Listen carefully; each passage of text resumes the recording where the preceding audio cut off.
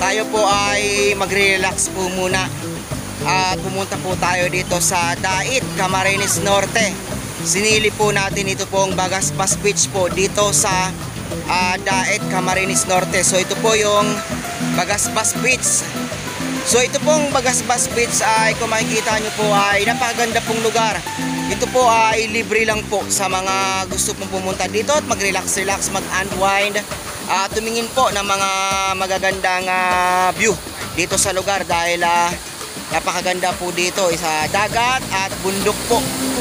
Doon sa banda doon ay meron pong overview na bundok po. So napakaganda po dito sa Bagaspas Beach. Makikita po ito sa Dait, Camarines Norte. So ngayon po ay mag-relax po muna tayo at magtatampisaw po tayo dito po sa dagat po ng Dait, Camarines Norte. So yun po, kasamahan nyo po ako at kasama ko po ngayon ang aking pong mga kapatid po na namasyal po dito sa Bagaspas Beach, Camarines Norte. Hi! Ito po si Ate Gina, kapatid ko po. Say hi! So yun po, andito po tayo ngayon sa Bagaspas Beach. Napakaganda po. Yan po. Yan po. Kung makikita nyo po ay marami pong naliligo. Yan po, ang dami pong naliligo. Dahil ito po ay free entrance. Po, napakaganda po dito sa Bagaspas Beach. So ngayon po ay nandito po tayo para po mag-relax muna at wala po tayong vlog dito sa Camarines Norte. Tayo po ay pumunta lang po dito at sumadya lang po tayo dito para po silipin lang po itong lugar na ito. So hindi po tayo nag-vlog dito para po maghanap ng matutulungan dahil marami na pong vlogger po dito.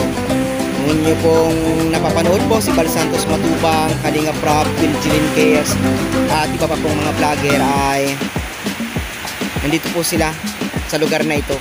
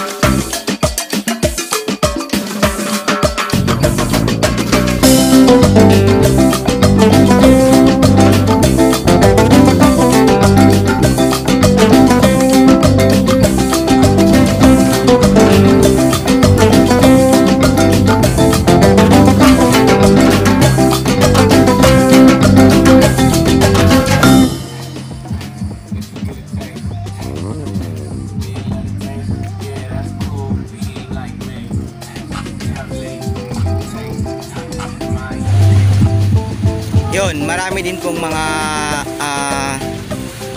restaurant dito sa Bagaspas po. Napakarami po dito lugar na kung saan pwede po kayong ma-enjoy. Meron po dito mga restaurant, bar.